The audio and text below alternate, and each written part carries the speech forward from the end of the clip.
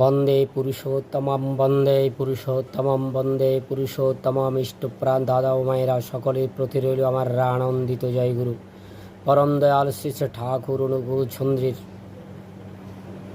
প্রবন্ধ চুষিকাটি আলোচনা করার জন্য চেষ্টা করছি। গুরুব্রতা সজলেন্দু ঘোষ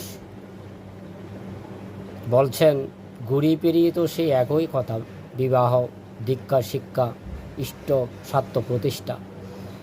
তোর বড়ি খাড়া আর খাড়া বড়ি তোর। জীবনের আর কি কোনো দিক নেই যে যা নিয়ে লেখা যায়? জীবন বৃদ্ধি ছাড়া আর কি কোনো ভাষা নেই? জলের মতো সহজ পাচ্য রকম সহজ জীবনটাকে অযথা জটিল করে তোলা ভাষায় ও ভাবের চিনির সেলাই ছাড়া টুকরো মন্তব্যগুলো ছোড়া